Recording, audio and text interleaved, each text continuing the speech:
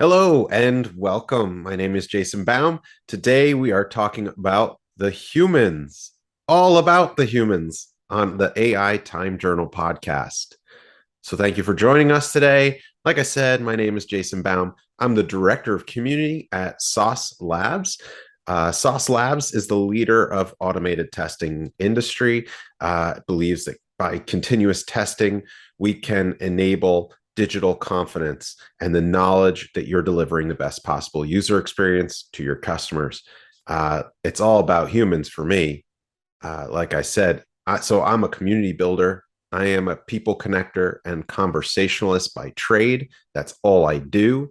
So, on this All About Human series, we are going to dig deep and we are going to get to know the people behind the tech, behind the data, behind the AI.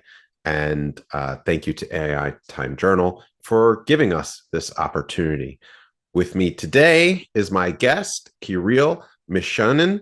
Kirill is the founder of Infodriver Capital, an asset management fund and blockchain consulting company. He spent 10 years in sales and marketing in high-tech companies, 5 years of business development experience in the blockchain industry, is formerly of Lenovo, Hewlett Packard, Buffalo Technologies, business development manager in the CIS region, and has been involved in the crypto space since 2017, runs technical partnerships with top IT companies like IBM, Oracle, Alibaba, Lenovo, and from what I hear, participates in pretty much every summit that there is available in the space, like World NFT and DeFi Summit, World Blockchain Summit, Smart Summit, the Blockchain Real Estate Summit, Future Innovation Summit, Global Distributed Cloud, Dubai Blockchain Expo, and World of Web3 Summit. He is also, I'm assuming because of his participation in the industry, a top 10 leading blockchain entrepreneur of 2021. And we are very lucky to have him here today. Kirill, thank you so much for coming on the AI Time Journal podcast. Thank you for inviting me, guys. Pleasure to meet you. Really appreciate having you here.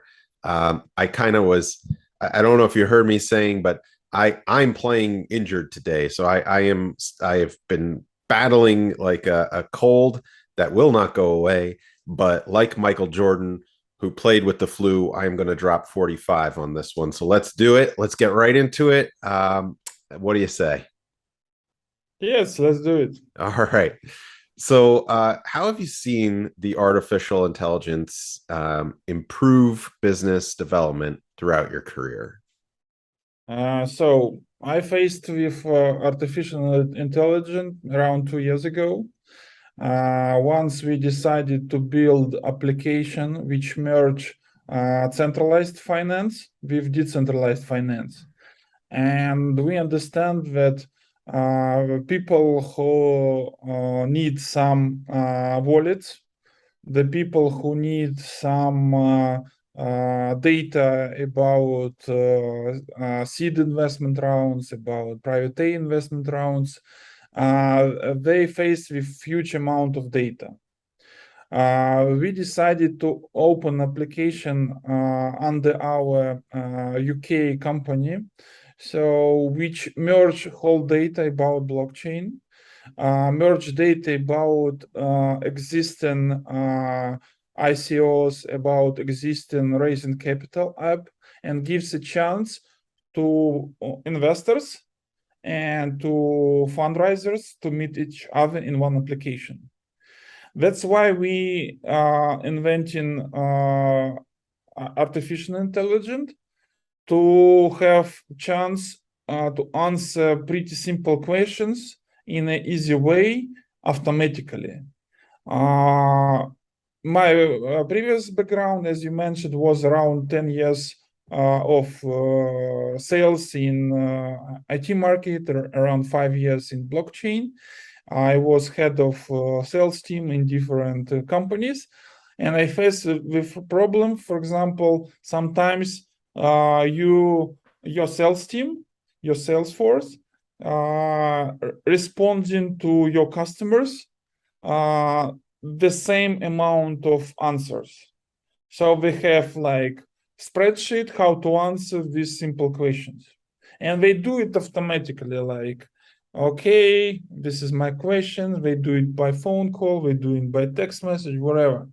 So, and those bunch of data is easy to put in one application and just respond it automatically without people source, because the core source is people.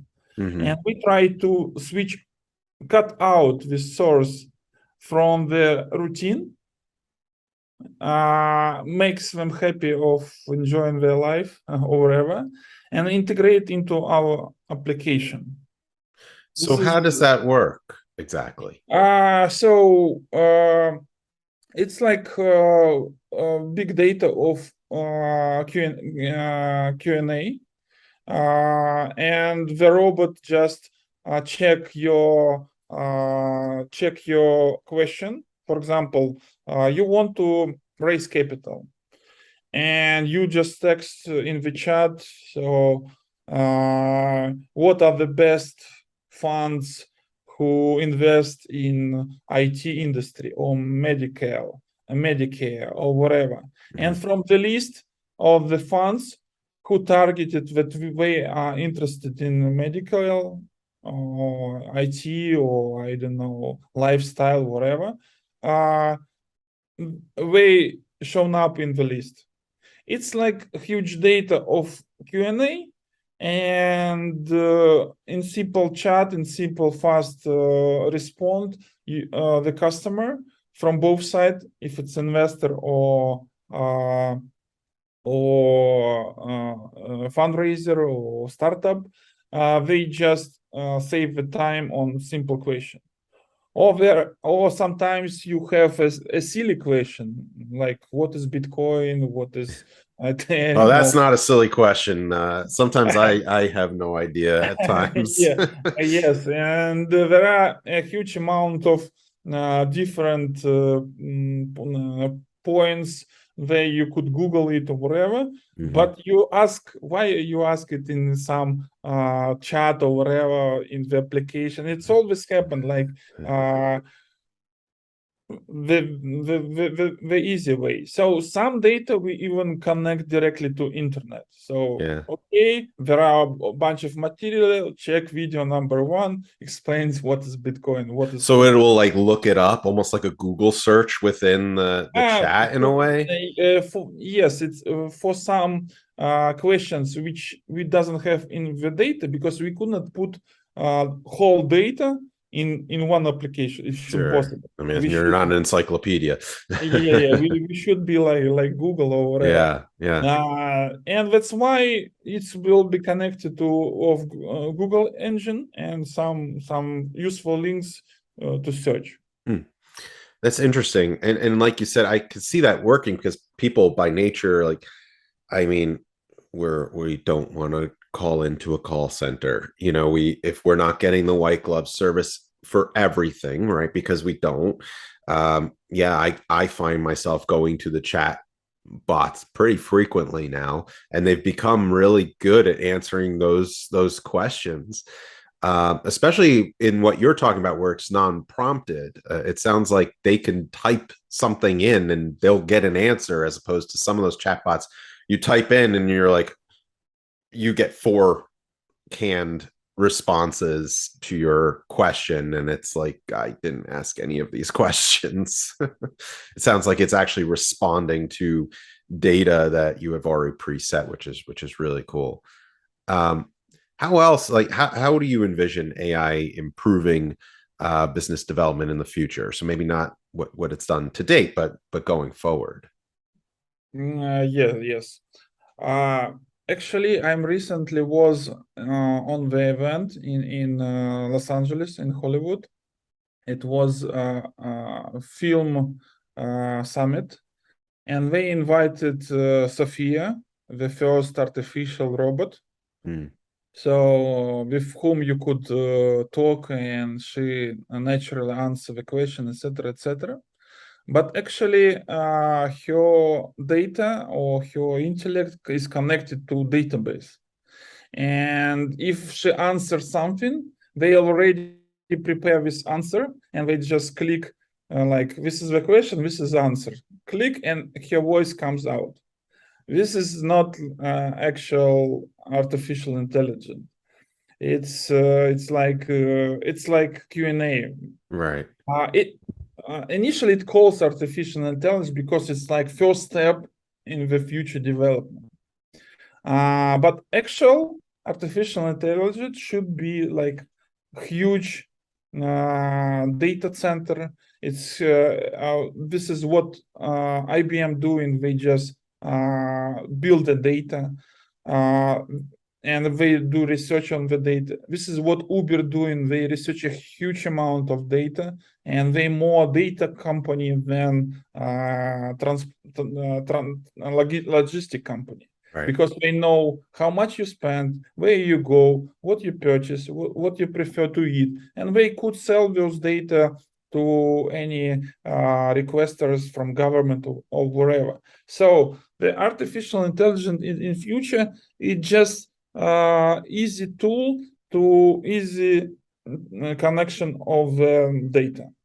The easiest, for example, as in any fantastic movies, you go to the fridge, they scan your body, and they say to you that today you doesn't need you need to drink more water and less cholesterol food. So, and more you work with data, the more any person could have connection to data, the more is useful for society, the global society, because you doesn't need to produce a huge amount of food if you understand that those food will be spoiled. You doesn't need to produce a huge amount of brands if you understand that nobody will. There is no secondary market, there is no first market or whatever. So you just reorganize it globally. So some countries need more food, you bring it there. Some countries need more IT technology, you bring it. Who owns the data? They owns the entire ecosystem of entire business, etc., etc. That's why our company calls Infodriver. We try to drive information. Yeah, that's really interesting. I also liked bringing up Sophia because that's interesting to me. So Sophia doesn't like remember your name and then answer with something unique. You know, when you give it information, doesn't use that information back, does it? It's just going back to the database, like you said, with canned responses. Actually, it's possible, but she need to be connected with huge data. It means once she unplugged from the data, like it goes to conference, you could not put server or 5G internet to the hosting room because they even doesn't have connection with simple mobile internet or whatever. This is the problem. Yeah. Once the business goes to global network, high speed internet. That's why 5G. Once you integrated 5G, those Sophia, even though Sophia, she could connect it not to the guy who plug some data to her answers, but she could connect to global network and merge needed questions, and she could explain from her ideas and she could do machine learning. She could do self learning. This is what artificial intelligence. Right. Opportunity based on data to create extra data. Yeah. It's so I'm scared, but I'm not as scared maybe as I was before. No problem. Around 40% of population doesn't even have connection to internet. Right. Yeah, isn't that a fascinating number? It's surprising every time I hear it. So throughout your career, you know, you mentioned the 5 years of experience in blockchain and 10 years with high tech companies. What would you say is the significant similarities and differences between them? Between what? IT companies and blockchain? Yeah, IT and blockchain. Okay, so all my career, like 10 years, I sell some IT stuff. It could be notebook, software to end customers or enterprises. So, and once I understand that there is new technology appeared on the market, it was in 2017, the boom of blockchain growing, ICOs, financing, etc. It gives a huge opportunity for any guy to raise capital easier. So just imagine some students with zero budget, we raise $1, $2, $3 million capital from one pager and one website, and it was the reality of those days. So, and technically, blockchain is just extra layer of technology. So everybody gives it's a huge bubble effect, like blockchain is save your life or blockchain is future. But it's originally it's extra layer of technology. So Web 1.0, Web 2.0, Web 3.0.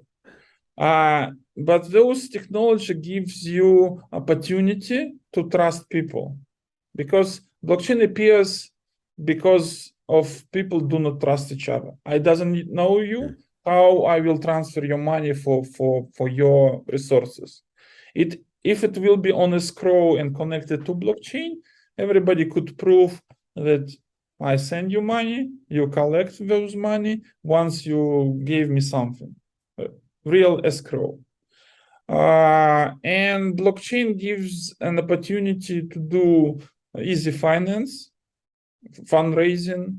It gives a huge capital to new markets who doesn't even have Visa, MasterCard.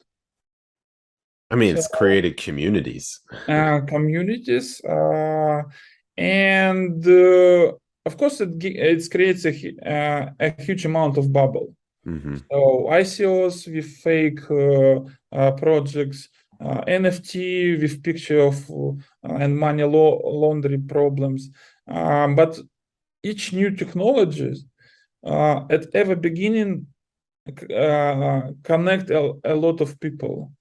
They could be good, they could be bad, but this is what drives technology itself. Just imagine once the first Wi-Fi appeared, there was a bubble of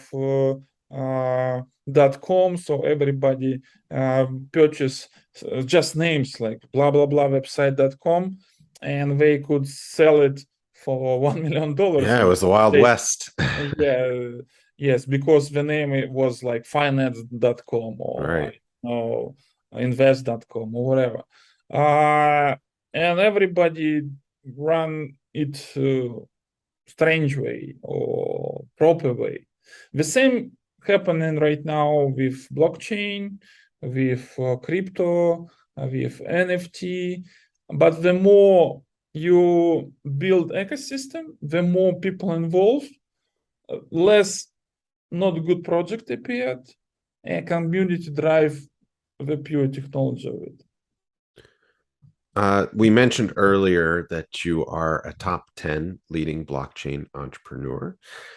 So what concepts and ideas from those experiences within the blockchain industry have you taken with you or carried with you while you become one of the leading entrepreneurs? Actually, it was very funny days when those guys from the media acquire me as a top 10 leading entrepreneurs. The reason why, I don't know. Actually, they explained me that I shown up in all conference where they Yeah. so that's why they You sure decided. do. Yes, sure. Pick up those guys because he doing research, he doing a pitch in all entire conference in the world. So I was in the US market and was UAE, in Europe, in Ukraine, and some other region. So I spoke a lot about technology itself. I do not ask in anything, fundraising or whatever. I just really believe in technology. So blockchain, it's just layer of technology which gives you a trust. That's it. Yeah. So on top of it, the core use cases of blockchain is finance. It's crypto itself. It could be Bitcoin, Ethereum, and some other coins. The rest technology, like storing data, like building Face ID with blockchain, storing data, etc. Those use cases are not useful on the market right now. For example, I was part of IBM Blockchain Labs meetup together with top banks like Bank of America, JP Morgan, Microsoft, IBM, etc. And they try to create the logic of digital crypto dollar. So, and the reason why government doesn't want to involve their unique currency based on blockchain, because after it, they could not change it. After it, all transaction will be on the loop. If I know your wallet, I could track your transaction for all your entire life. Wow. Wow. That's And a for lot. example, if I pay to some illegal stuff, I could not do it because some days it will trace easily. Mm. The second problem of, for example, supply chain. I was part of the supply chain development for Oracle blockchain ecosystem, for Amazon. They just have some layers to connect blockchain into the supply chain of existing customers. And the problem was that, for example, we tried to build the supply chain for truck company. So the problem of truck company, the trucks with fridges, they travel and they ship the goods around the Europe, and each Europe zone have its own temperature requirement. So in this region, it should be the fridge should be minus. In this region, it should be plus, etc., etc.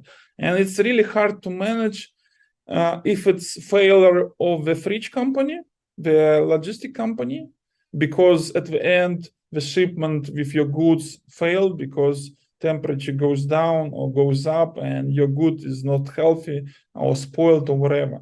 And they decided to put data on blockchain. So, and the problem was that once the driver opened the fridge and closed the fridge or whatever, he could put any data from his own and it will be in blockchain. Wow. The problem of storing data on blockchain because people put in data on blockchain. This is the key problem. Not robot, not automatical. Even automatical system, for example, there was a solution, the oil company which shipped oil in huge tankers. They measure the oil, how much oil they supported and how much left. And they could put data on blockchain automatically because there are a lot of sensors. But problem is that some small companies, together with those companies, they just connect extra sensor inside the oil tank, and they just change the data. They shows that they have more fuel as it should be, or less fuel as it should be, and those data goes to blockchain. It's kind of like my daughter would say, they're cheating. Yes, Or like if you wear yes, your Apple Watch yeah, and you turn on your fitness app, even though you're sitting on the couch, it's gonna count yes, something. yes, exactly. That's why the core use cases of blockchain is finance. Yeah. Because those here you could not cheat in. If you pay $1 to one guy, you see the transaction, you couldn't change those transactions, you couldn't cancel those transactions. Done. Right. So transactions are relatively simple. Exactly. Yeah. So regarding for NFTs, the hot topic of all conferences, etc., how I could buy one picture for $1 million, one JPEG file which stored on blockchain. They use cases, they exist on the market, but most of them right now it's like bubble to make money off nothing, Right. or money laundering. The money laundering scheme is pretty simple. Somebody bought my picture for $1 million. I have my $1 million of free cash, and I could explain that this is NFT sold out. So, but everybody understands. So all you cartels listening, is that Yeah, how they do it now? Are they going through NFTs to wash their money? yes, it's easier system, but Wow. to wash money it's easy in cash. So Yeah. that's Wow. why it Yeah. doesn't need to fight with technology. The true use cases of NFT, it's gaming. Hmm. For example, you professional gamer, you play Counter-Strike, you have some cool weapons, rifles, pistols, or whatever.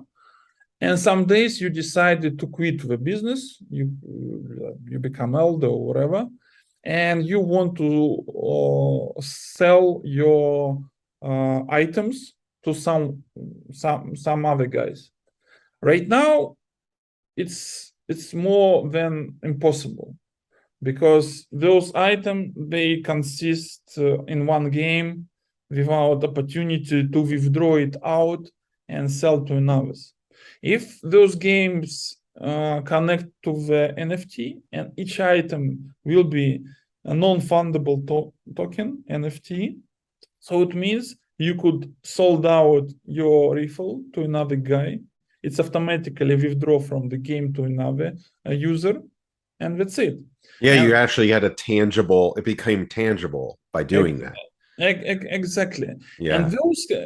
And those cases, they change the technology. They change the entire business. For example, the people rights, like movie producers, musical producers. So there are a lot of pirates who copy their item, etc., etc. Once you connect it on NFT, so your song is unique, and you are the owner of the song, and those NFT shows that this is your item. And if it's some copy, you could copy it, and you need to pay automatically some copyrights or whatever. It's also use cases, or charity, for example. Just believe if charity organization will connect to the blockchain and they will sold some NFT. For example, you sold NFT for $100, and you said that automatically 50% goes to charity. So once you sold those picture, it's automatically 50% cut it out and goes to another wallet. And it should be like charity organization official wallet. Mm-hmm. Also use cases. As you're talking, I'm thinking of another one. Perhaps maybe I'm wrong, but I've heard the argument a lot, or criticism from people who might not be in the tech industry themselves. They're just hearing the news, and they're hearing about the metaverse, for example, very hot topic, and they're hearing about people purchasing real estate in the metaverse, or they're hearing them like talking about clothing. People are purchasing actual clothing for their avatar, and they're going to, like, I don't know who's, like a Nordstrom's in the metaverse, and purchasing, actually using money to buy clothes for their avatar, and their minds are blown because they can't understand why someone would do that. They can't understand why someone would purchase actual real estate within metaverse for their avatars to live, or for commerce, or whatever it may be. but there is a model for this. It's existed for a while. It's in the gaming industry. Even some simple games like you named a very popular game for hardcore gamers. I'll even throw out one for non-hardcore. Like I used to game, but I can't do that anymore. I'm a parent and I just like literally have no time in my life, unfortunately, to game. So I play like sports games for fun because they're quick and easy. But even in the latest versions of like NBA 2K, they have a world where my player can go. You can purchase clothes for them from the NBA store. You can purchase, cool moves for them to do. Like there is a whole commerce side to it that has existed now for a while. So it's already there. The case study, the use cases are there, and it makes total sense. Yes, but the key idea of this metaverse, etc., you need to split the understanding of technology. For example, to buy items inside game, those was exist like long time ago. You could buy items, you could buy avatar, you could go to Microsoft, But it and only you existed could, in the game. yes, it's Yeah. already exists as a technology.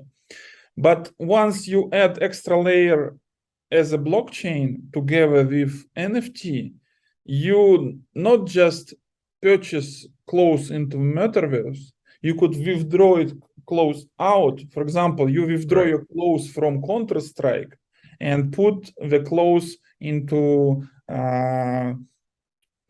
Unreal or whatever game, Doom game or whatever. Just imagine how market is huge. It creates the trade market. There's a withdrawal, Yes, there's trades, yes, yeah, it's create a huge marketplace right. for items, for secondary market, and even the game owner, he could connect retainers inside each deal which happened. If the item itself connected to the gamer's owner wallet, it means each time when you sold out your item, some amount, small amount, goes to the game owner. Interesting. Yes. Really interesting. And regarding metaverse, the ideal scenario of metaverse, it's like in those movie where all people lives in a digital world. They open the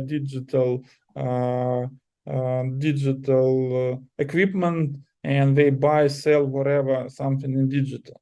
But through metaverse, it's even simpler. It's connection of huge amount of big data. It means that you as a guy, you could do something. For example, you collect energy from your body and you connect some sensors and those energy comes to hit your house. This is metaverse. IoT technology together, it's also metaverse because meta, it's huge amount of data. Right. Yeah. I mean, we could And talk. it's right now it's like 1.0 version because it's just somewhere once you buy property on metaverse, it just you buy some pixels on the picture and that's it, or some house in 3D version in some 3D game.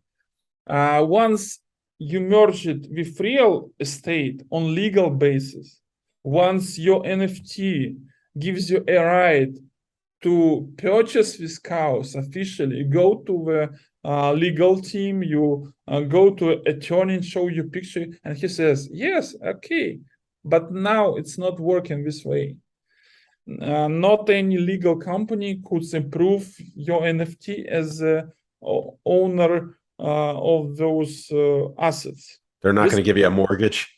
yes, yes. The problem is that government should be connected to those ideas. So it Yeah. should be the equal rights to those guys. And because, for example, I sell you my property, for NFT. You have this nice, good-looking 3D picture of my house, and in parallel, I have my documents on my end. And tomorrow, I sell this house to another guy. You go to the court, and you say, I have NFT of this house. You're lucky. You should live in your digital house. A nice picture is what they'll say. No. So Yeah. this is the reality, but so far so good. Everything goes to this direction. Then some days, that's why we merge centralized finance (CFI) with decentralized (DeFi). We would like to build ecosystem where, for example, you as an investor, you send physical money, pounds, euros, dollars, whatever, and according to the licensing and processing and some authorized custodial services, they change it into digital currency, and you buy some shares in some companies, startups, or wherever, and vice versa. Wow. Once you do exit, you transfer those digital currency into dollars, and you go to tax department, you show the whole process, you pay taxes, and you fix your income, your profit. How do you So see that improving the industry? there are huge steps in currently. So everything what I mentioned, it's already exists on the market. You just need to have some expertise and understanding how you need to merge digital world with real world. Mm-hmm. If no merge, you will live in digital wherever, but you do not connect into the real assets. Yeah, it's that merger. That's huge. I wish we had more time. I feel like we could talk for a long time. This is fascinating stuff. I really appreciate you coming on. Before we wrap up, though, look, you're influential. You're a top 10 blockchain entrepreneur. What advice could you give to other people who are curious yet hesitant to join the industry? First advice: do not give an advice. Yes, because think your own. Like investor's perspective, if you have your first money, spend on yourself. If you have your second money, spend on your education, on your travel, on your sport, wherever. If you had third money, invest in technology, in projects who technology oriented, who really gives a value, who really gives a use cases. Not money of making money, because some days you will lose everything. And try to connect to digital world with simple steps. Create your wallet, try to do transaction, try to connect your sales team on digital salary or whatever, try to open digital company. It's already exists on the market. Pay taxes in digital, open a mortgage in digital. It's all already exists on the market. I pay enough taxes. I don't want to pay anymore. No. Reduce cost of the taxes if you Yeah. pay digital. This is the logic. Yeah, no, I'm kidding. No, Kirill, I really appreciate it. I was surprised you didn't say attend events, industry events. I was surprised to hear you not say that as from someone who attends literally all of the industry events. Well, Kirill, I really appreciate you coming on. I hope you had a good time. I did. It's fascinating. I really appreciate it. Yes, thank you for inviting me, and see you in digital world. Yeah, you got it. I'll be there. And thanks so much for joining us, to the listeners, for this All About Human series of AI Time Journal podcast. I love doing these. I hope you love listening to them. I'm Jason Baum. Follow me at Jason E. Baum1 on Twitter, or connect with me on LinkedIn at Jason E. Baum. Until next time, stay safe, stay healthy, and most of all, stay human. Live long and prosper. See you guys.